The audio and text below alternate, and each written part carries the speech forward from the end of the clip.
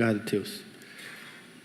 Abra sua Bíblia comigo no livro de Segunda Carta de Paulo a Timóteo, capítulo 1.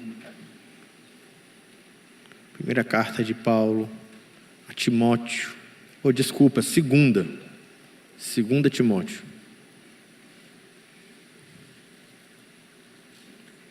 Segunda Timóteo, capítulo 1, dos versos 3 a 5. E o nosso tema é o tema do ano de geração em geração. Normalmente, a gente tem esse momento para falar sobre o tema do ano ou no final de dezembro ou no começo de janeiro. Dessa vez, semestre passado, esse ano foi muito corrido, a gente terminou todos os planejamentos do ano só agora em janeiro, e a gente esperou a reunião de líderes de sexta para poder compartilhar com você o sonho conosco. E hoje eu vou estar ministrando a palavra e no final eu vou estar compartilhando o que a gente está planejando para o ano. Então o tema da nossa mensagem hoje é de geração em geração. Segunda carta de Paulo a Timóteo, capítulo 1, dos versos 3 a 5. Diz assim a palavra de Deus: dou graças a Deus, a quem desde os meus antepassados sirvo com consciência pura, porque sem cessar me lembro de ti nas minhas orações, noite e dia. Lembrando das tuas lágrimas, estou ansioso por ver-te, para que eu transborde de alegria, pela recordação que eu guardo da tua fé sem fingimento, a mesma que primeiramente habitou em sua avó Lóide e em sua mãe Eunice, e eu estou certo que também em ti. Vamos orar a palavra. Senhor, muito obrigado, Senhor. Obrigado por estarmos juntos. Obrigado porque de geração em geração a tocha do Evangelho chegou até nós aqui em São Luís do Maranhão, na Catedral de Louvor Maranata, na minha vida, na vida dos irmãos. Obrigado, Senhor, porque podemos caminhar em fidelidade na mesma fé, no mesmo legado dos nossos antepassados, de toda a história do cristianismo. Senhor, e o que o Senhor nos faça assim, uma geração que transfere a tua fé de geração em geração, guardando a palavra no coração, fazendo habitar profundamente em nossa vida e sendo transferida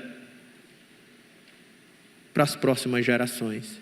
Senhor, nos ensina a ser essa igreja que avança, que transfere a tocha, que faz passar o bastão, que leva adiante a tua missão. Em nome de Jesus. Amém. Uma das perguntas interessantes sobre o cristianismo é como o Evangelho chega 2000 anos depois de Cristo, até São Luís do Maranhão, até o interior da floresta amazônica.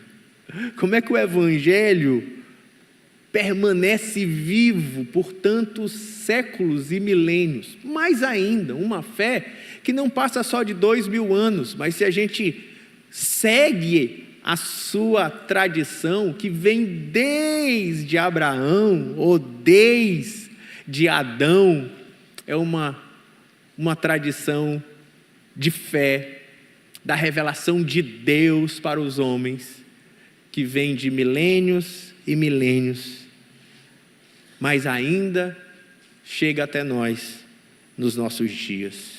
Como o Evangelho atravessa anos, as mudanças, as crises, as culturas, e chega inteiro ao coração de uma nova geração. A verdade é que fé, ela não se herda automaticamente. Não é, por exemplo, como os meus olhos que são verdes e foram transmitidos esses olhos verdes para os meus filhos, né? Não é automático. Fé não passa assim como na biologia. Também fé não se transfere por se manter uma tradição vazia de costumes religiosos, e nem se transfere por meio do isolamento, vivendo um cristianismo solitário, o que é uma contradição.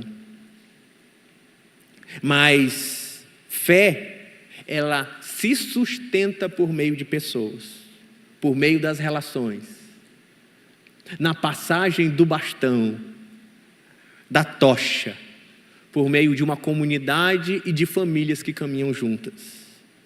E é exatamente isso que a gente está olhando agora na vida de Timóteo. Timóteo é fruto dessas relações. Timóteo é este pastor da igreja de Éfeso, que foi discípulo direto de Paulo, mas que também aprendeu a palavra, antes mesmo de Paulo, ele aprendeu a palavra da sua avó, da sua mãe, que o instruíram nas escrituras desde criancinha. E fruto desse legado que transferiram a Timóteo, seja dos pais, dos avós, seja do discipulador e do pai espiritual, foi forjando um homem de Deus. Paulo, aqui em Timóteo, nos dá na segunda carta de Paulo a Timóteo, nos dá um retrato lindo de como Deus trabalha. Uma fé que não é fingida, uma fé que habita, mas uma fé que se passa. Por meio de duas trilhas. A trilha da comunidade e pela trilha da casa. E hoje, eu não quero apenas falar sobre família ou discipulado, como se fossem assuntos soltos. A gente fala sobre discipulado, é um assunto. A gente fala sobre família, é outro tema. Não. Hoje eu quero te mostrar como a fé atravessa gerações.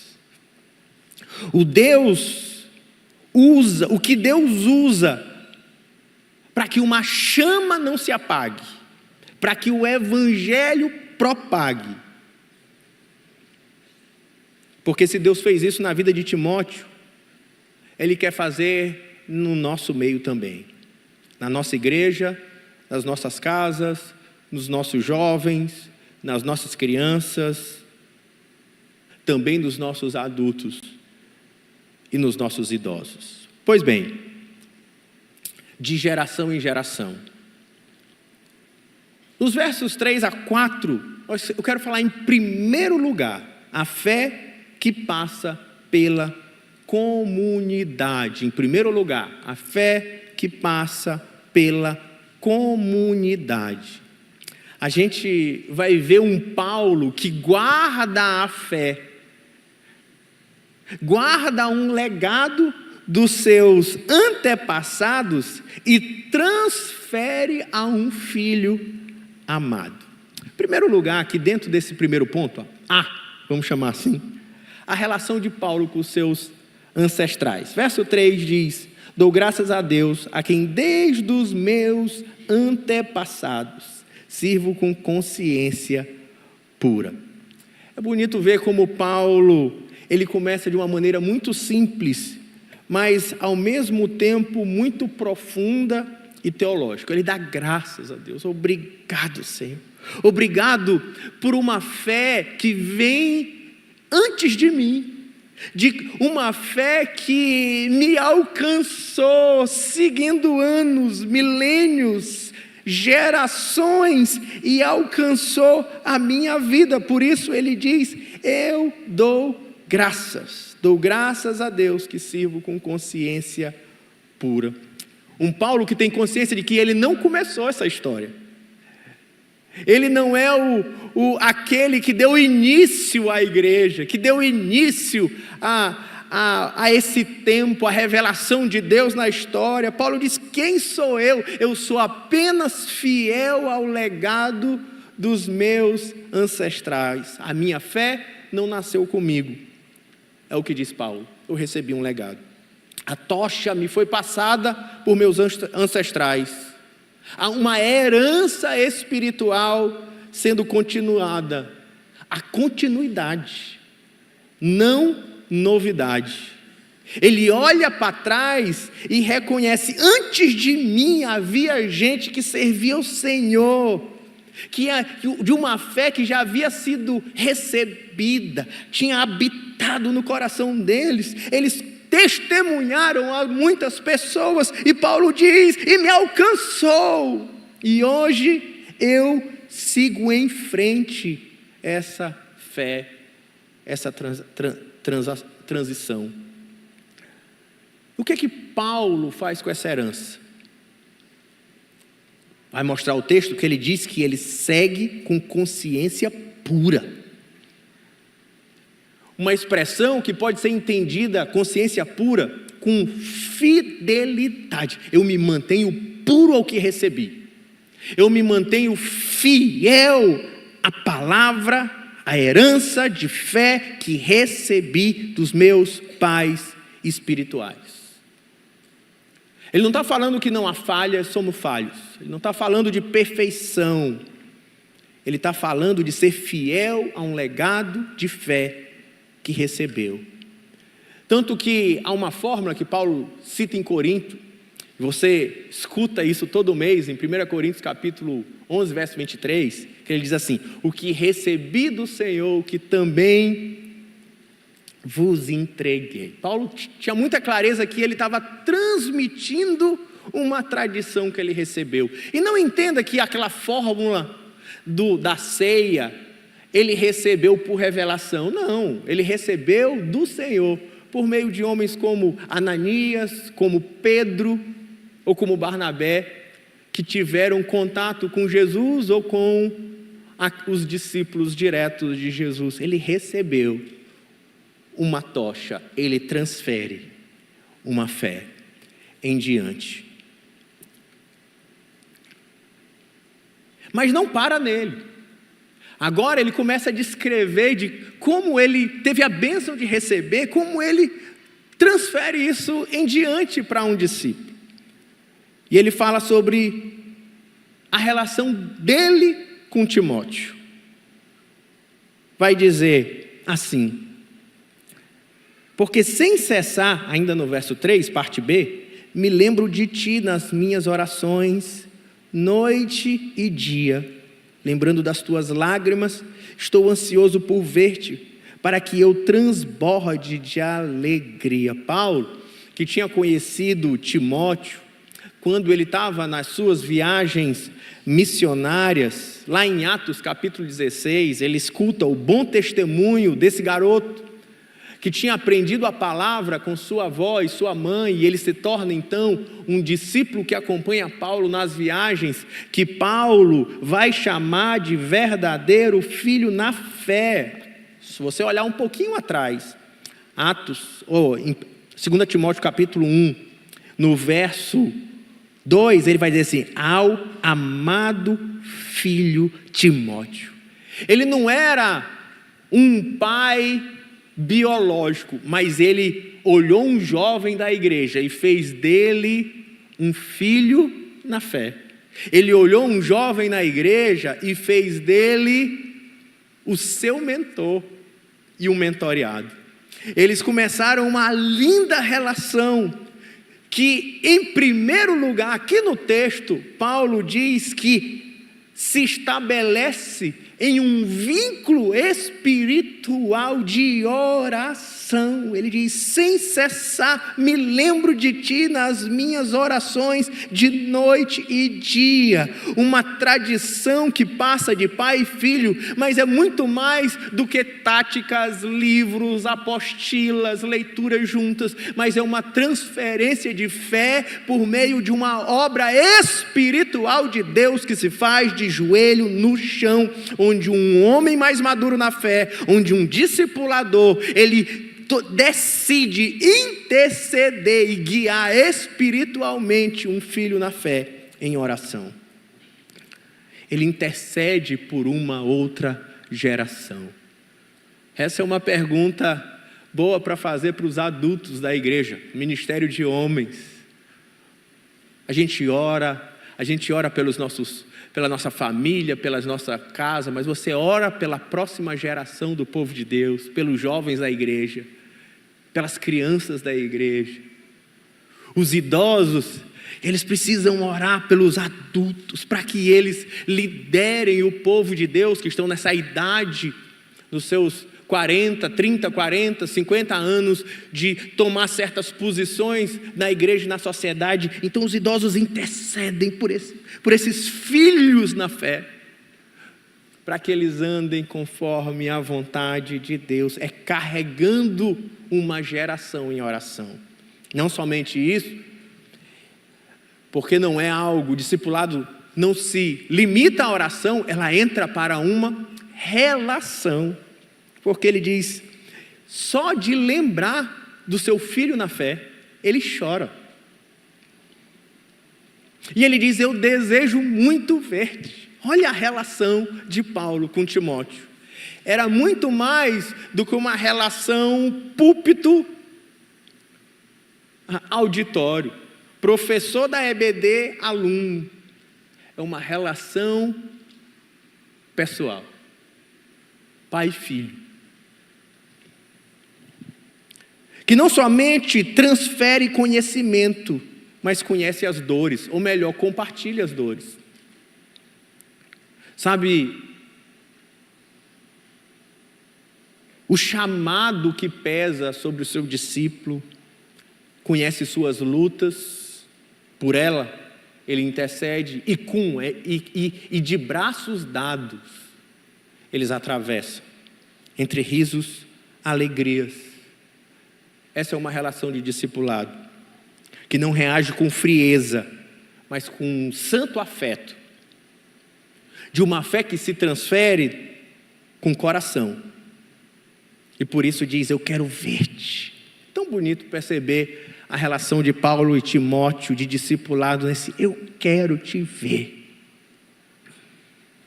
porque discipulado não é distância, é presença. Não é só correção, é comunhão.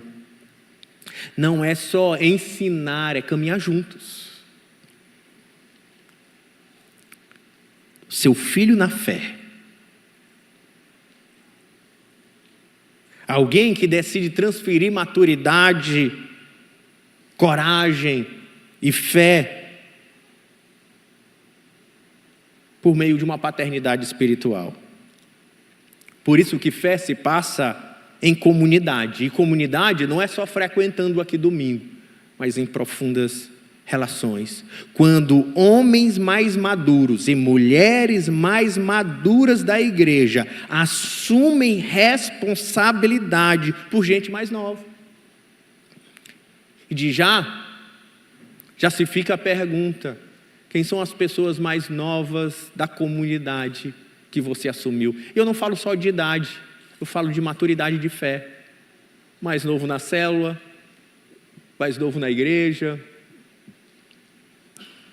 Quem são os teus filhos espirituais? Como essa maneira bíblica que os discípulos de Jesus viviam a sua fé se parece com a sua maneira bíblica de viver a sua fé, que não deveria ser apenas se limitar a vir aqui no domingo, cantar algumas canções, escutar um sermão, receber a bênção apostólica, encher a bateria para viver a semana. Não era assim que Paulo e Timóteo viveram o que nós chamamos hoje de cristianismo. Eles faziam isso com verdade, com zelo, com amor, com relação. Mas se Paulo fazia com oração, se Paulo fazia isso com relacionamento, esse relacionamento também, em terceiro lugar, era de mão dupla.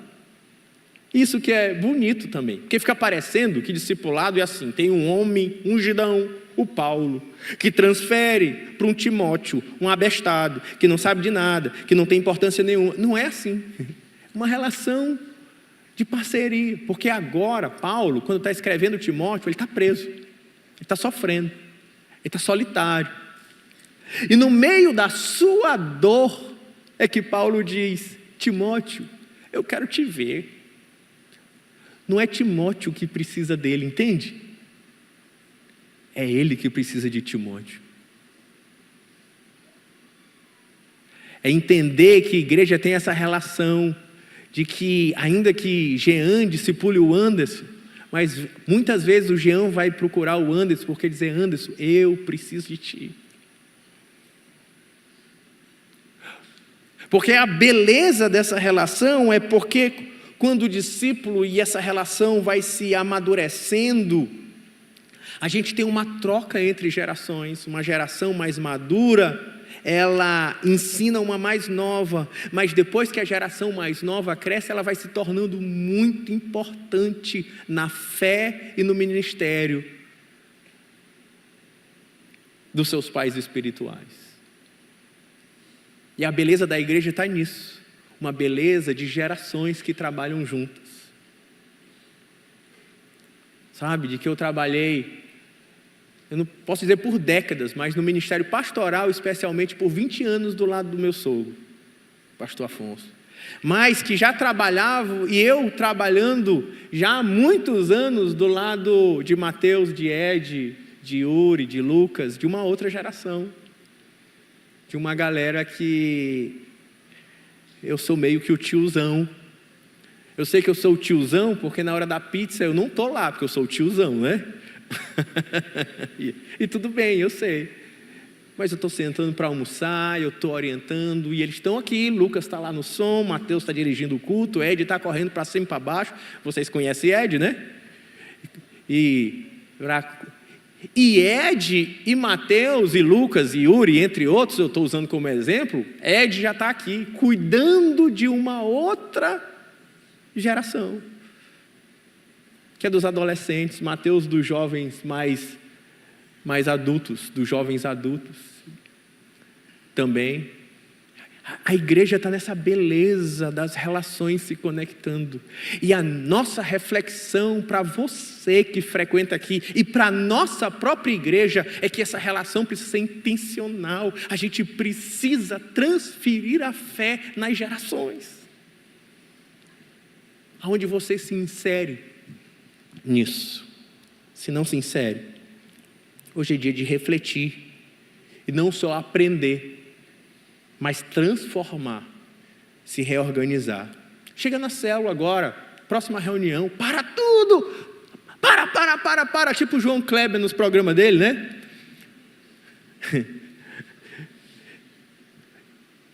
Vamos organizar as gerações, vamos organizar a casa, vamos fazer parcerias de fé. Porque quando fala de discipulado, tem gente que treme todinho, meu Deus, discipulado. Porque entende que discipulado é botar uma cadeira na frente da outra e ler um livrinho. Cara, você não entendeu nada. Discipulado é parceria de vida, é amizade, é sentar numa cadeira de plástico, num bar do bairro, pedir uma Coca KS e bater um bom papo, abrir o coração e ser aconselhado por um homem de Deus ou uma mulher de Deus mais maduro, que vai te ajudar a atravessar a vida e que às vezes ele mesmo vem dizer: bora tomar uma Coca nós dois, que eu estou precisando também. Porque Rossana pegou no meu pé, eu preciso agora, talvez. Ou então Jean falou: não, o negócio está bravo, estou trabalhando demais, é muita Bíblia para eu consertar. Que seja assim, né, Senhor?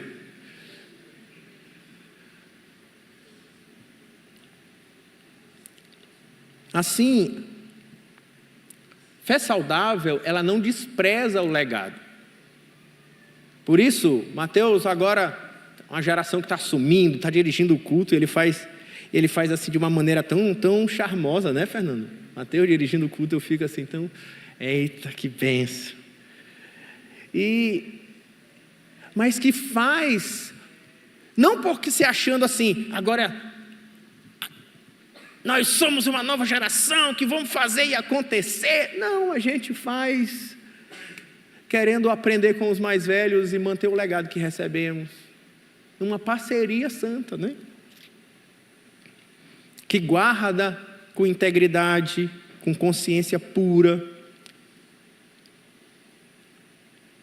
Numa relação de oração, de discipulado que se faz em oração. E essa é uma boa pergunta para líderes de célula. Quanto tempo você gasta por semana orando pelos membros da sua célula? É uma boa pergunta que se faz para discipuladores. Quanto tempo por semana você passa orando pelos seus discípulos? Isso é uma boa pergunta para pais. Esse normalmente é mais fácil. Quanto tempo por semana você gasta orando por seus filhos? Porque a gente constrói a fé de muitos assim também. É interessante ter uma pesquisa, tem um livro que se chama O Crescimento Explosivo da Igreja em Célula. Um livro antigo, que eu li quando eu estava começando no processo de implantar a visão aqui, pelos anos 2000 e alguma coisa.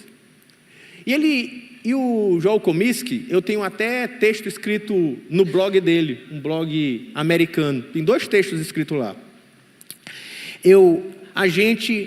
Ele fez uma pesquisa acadêmica tentando buscar o que fazia uma célula multiplicar. E sabe o que ele descobriu? Ele foi visitar a Coreia, foi visitar muitas igrejas. E ele achava que a tese de doutorado dele que seria o dom de evangelismo do líder. E aí a tese dele caiu. E sabe qual era a característica dos líderes de célula que mais multiplicavam? Eles eram homens de oração. Eram os que mais oravam por sua célula e por seus discípulos. Eram aqueles que mais multiplicavam as suas células. É totalmente contrário daquilo que a gente às vezes espera, né? De como as coisas devem acontecer. E Paulo, ele era alguém que vivia isso com muita maestria, porque ele orava. Assim como o pastor Afonso foi um grande multiplicador de células, igrejas, discípulos, pastores, na sua simplicidade peculiar. E muito provavelmente porque entre as suas principais características, ele construiu isso de joelho no chão, né? Em oração.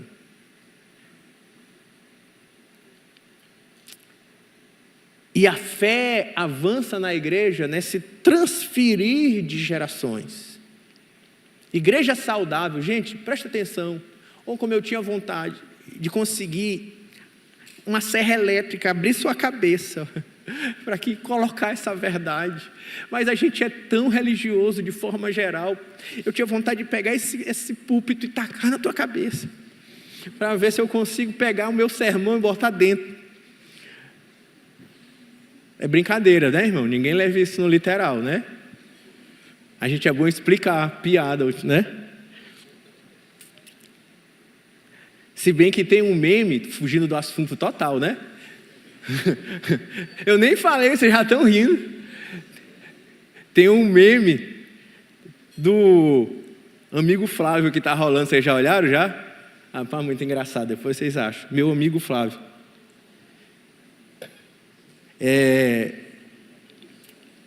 Não é para ver agora não, esquece o celular aí. Igreja saudável não é só boa liturgia, não é só ter um bom sermão, mas é gente madura perto de gente nova. Isso é igreja saudável. Igreja saudável é mais do que procurar uma igreja que é tão bonita. Olha que nossa igreja a gente arrumou, ficou bonito, o administrativo fez um trabalho maravilhoso e tal, e botou luz, e esse telão, e tudo, e uma banda que a gente tem maravilhosa, que grava até música. Mas igreja saudável não se mede neste palco.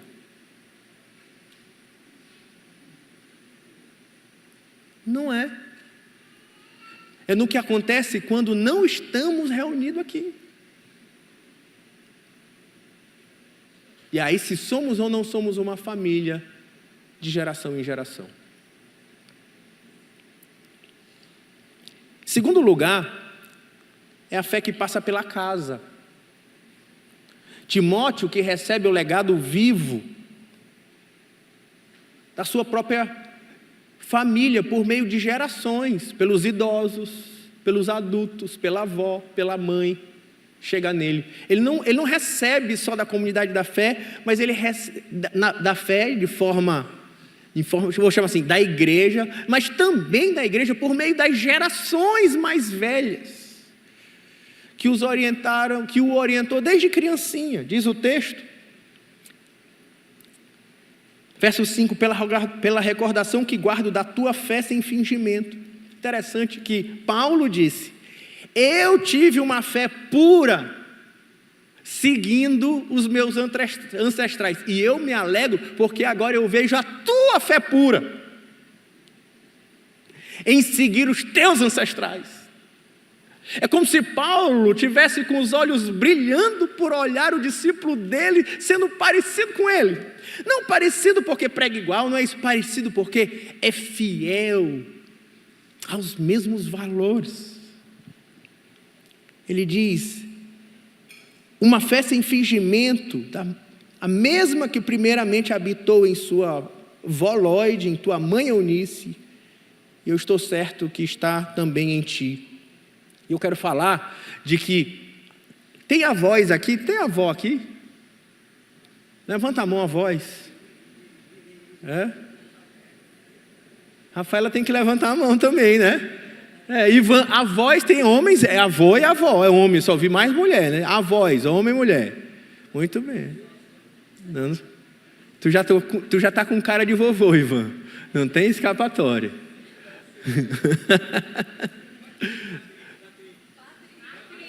Patrick, cadê Patrick? Patrick aí, ó, vovô Patrick e vovó Liliane, tá aí vovó Liliane? Tá lá, embalando, né? Entender que ser avó é um ministério espiritual. Você já pensou nesses termos? Você está entendendo que Deus te entregou filhos, netos, para que você os encaminhe ao Senhor? Aos pai e mãe, paternidade é um dom de Deus. Por isso que em Timóteo, entendo eu, posso estar errado porque é um texto super difícil, diz que a mulher é salva dando luz a filhos. É difícil demais entender, mas o que eu entendo que Paulo está querendo dizer a Timóteo ali um pouco para frente, é de que a mulher cumpre o propósito dela diante de Deus, quando ela multiplica filhos espirituais, mas no sentido de filhos dela, mas que ela se dedica a encaminhar no Senhor. Por isso que não cabe aquela história, não, bem, vejamos, eu não vou ensinar a Bíblia para o meu filho, eu vou deixar ele crescer e aí ele decide. É muito bonito essa reflexão, mas não é o que a Bíblia diz. A Bíblia diz que Deus te colocou como vó, como pai, como mãe, como avô, para encaminhar os seus filhos no caminho do Senhor, desde criança, de maneira dedicada, de maneira intencional. Eu sei que eu sempre digo isso, acabo sendo repetitivo em algumas coisas, mas como os sermões demoram de um para o outro, você acaba esquecendo também. Por isso que às vezes tem pai que fala assim: não, eu sou rígido com meus filhos para estudar. E para ler a Bíblia? Não, tu sabe, não dá para impor, né? É meio... para ir para o esporte eu não abro mão. E para a igreja, não sei, porque acho que não funciona bem se a gente... Eu sempre entendi ao contrário. Se eu tiver que escolher entre meu filho estudar e ir para a igreja, ele vai para a igreja.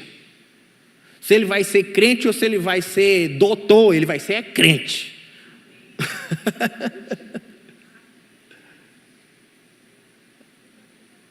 Sabe, a gente tem que encaminhar eles. E lógico, como bom pai, a gente vai levar ele para todos esses caminhos, né?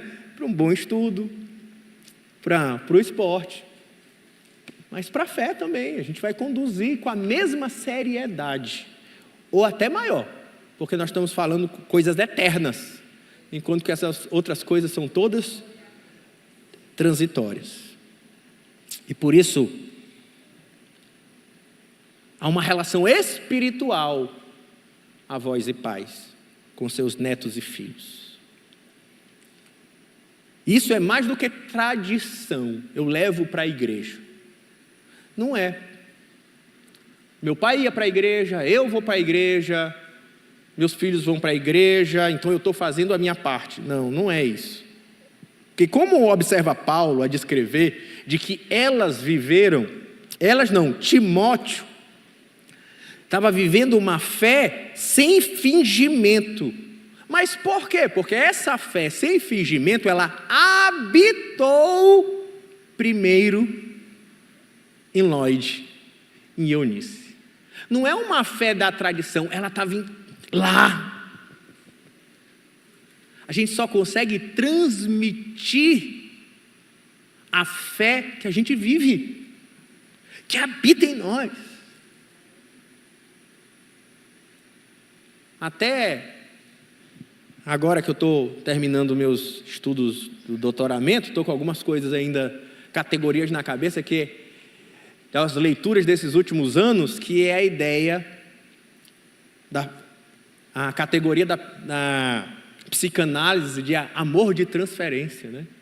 Que é a ideia de que aquilo que você ama, naturalmente você transfere. Por isso que talvez eu recebi o amor dos livros pela minha mãe, só porque ela, ao amar livros, transferiu o amor para os seus filhos. O amor do transferência, de maneira mais clara, é o amor do vascaíno. Não é? Se tem menino que é vascaíno doente, os meninos tudo novo.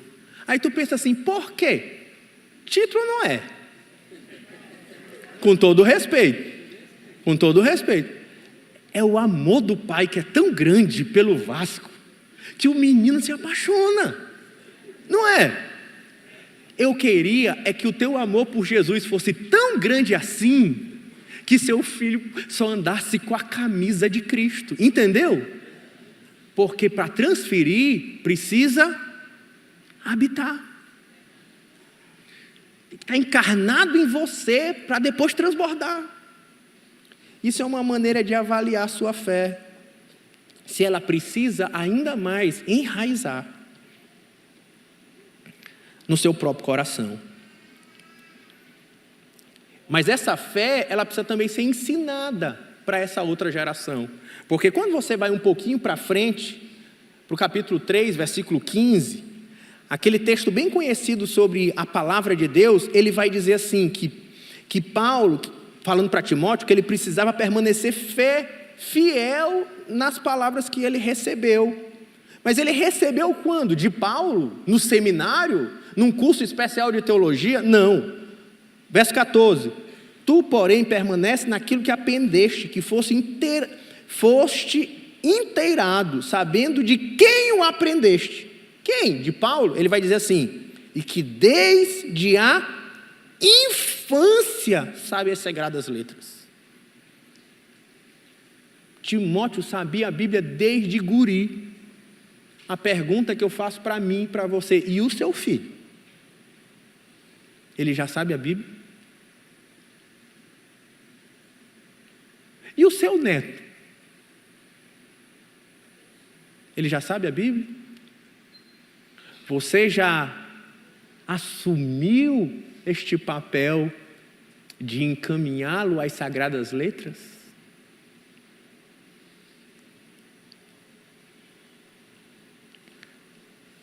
Nós precisamos que nossas crianças tenham Lloyds e Eunices, como já temos tido aqui na igreja por muitos anos.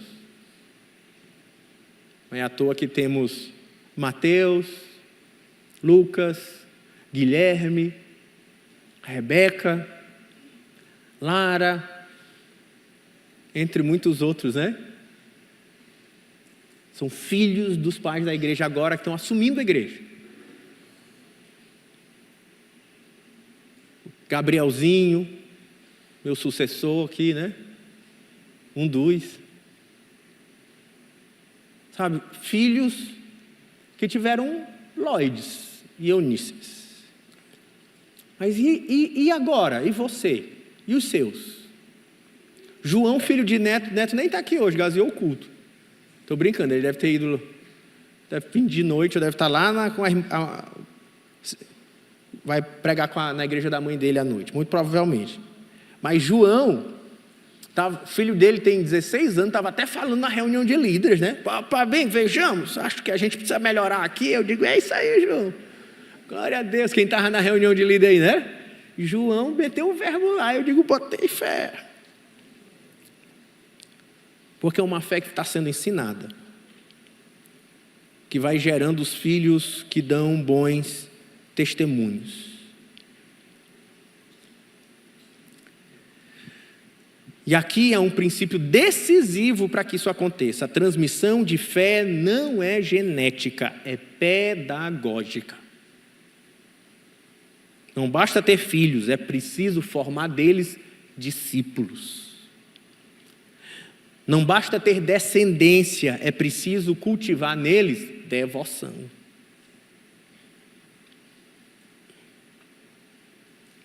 Precisamos de casas marcadas pela palavra e comunidades marcadas pelo discipulado.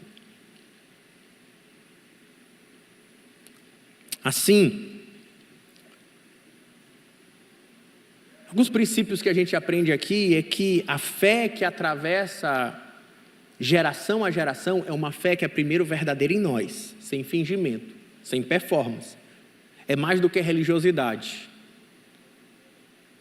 Segundo, Deus usa o lar como espaço de discipulado. Não é só culto, é rotina. Tem um livro até que eu dei para a Rossana ler. Eu estava lendo, ela disse, eu quero ler esse livro, que se chama Devoção do Ordinário, do Cotidiano. Como era o nome do livro? Liturgia do Ordinário. Para a gente aprender essa sacralidade do dia a dia, da rotina, do acordar, do arrumar as crianças, do preparar a mesa, do botar para dormir, do almoçar juntos, do sagrado que há na vida diária, não somente da liturgia. Terceiro, de que o legado não substitui conversão. Não é fazer filhos evangélicos. Ele pode ser evangélico e não ser crente. Qual é a sua fé? Sou evangélico. Mas é a pior peste da turma. Na escola. A gente está precisando não é só de evangélicos. A gente precisa de evangélicos que sejam de fato cristãos. Discípulos de Jesus. E por isso você precisa pastorear o coração do seu filho, do seu neto, quem sabe dos seus sobrinhos, ou mesmo dos jovens e das crianças da igreja. E eu chego ao fim dizendo que esse texto é uma declaração bem clara.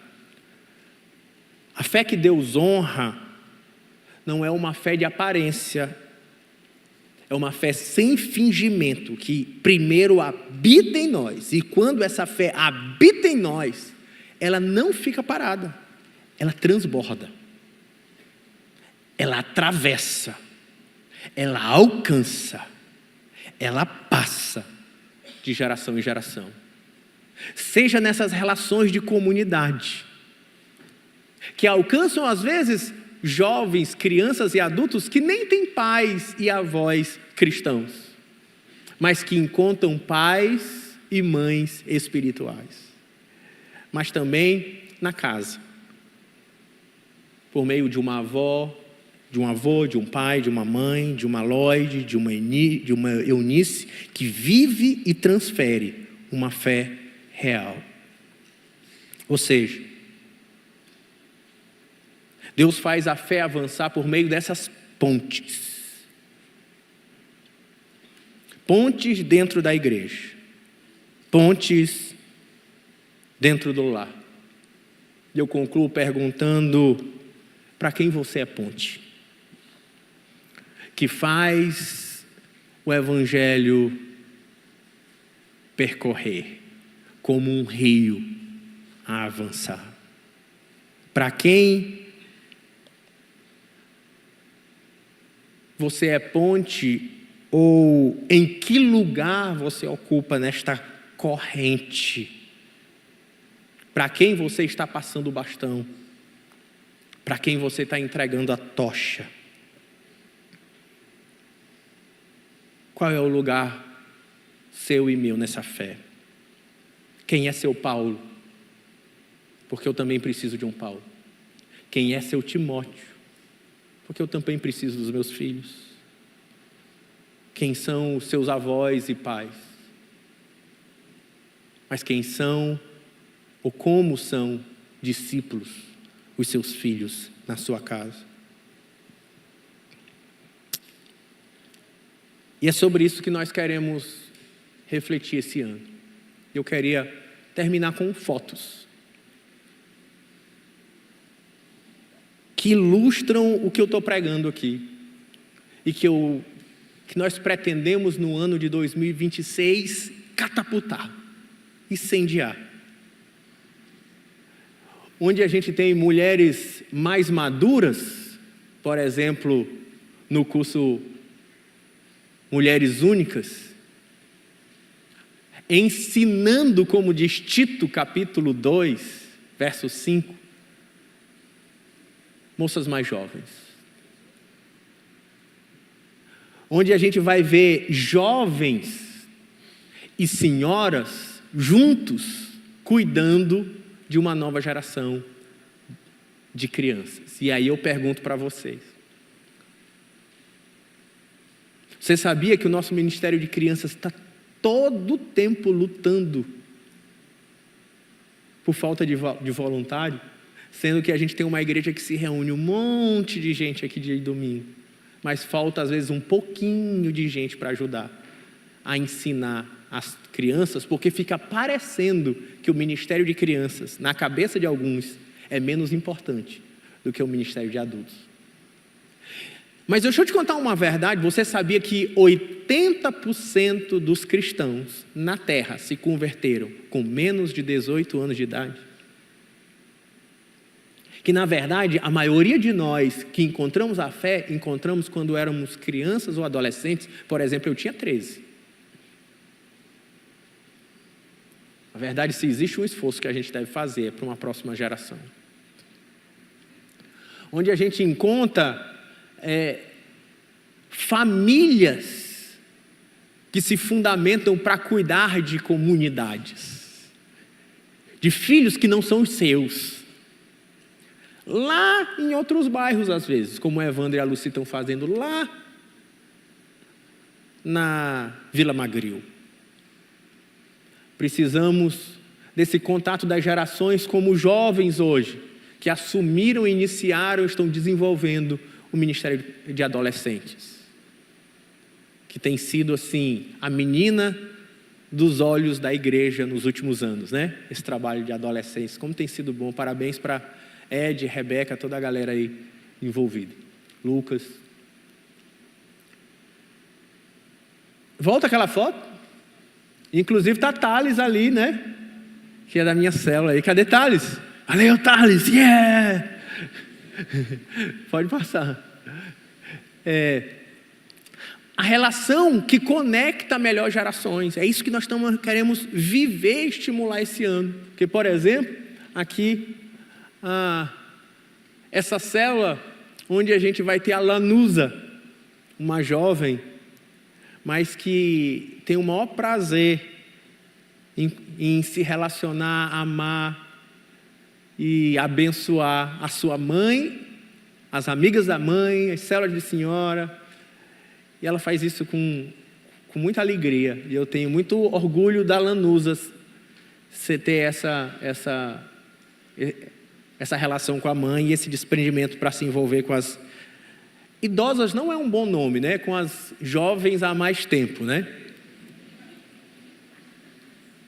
Então, e aí esses jovens agora, seguindo o legado, por exemplo, do Dr. Afonso, que era médico, dizendo assim: mas eu não vou deixar esse legado parar, eu vou passar esse legado adiante. Pode passar. Mais uma vez, né?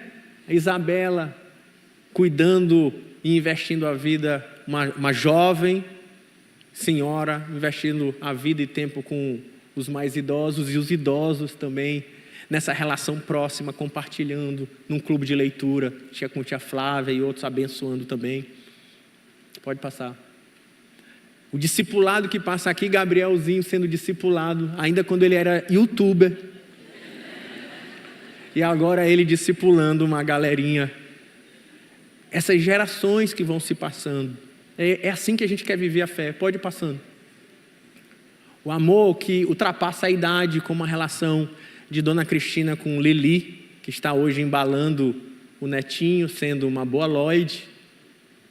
E essas relações que aproximam, que não vai ter adolescentes, jovens, adultos, não, mas que é integrado.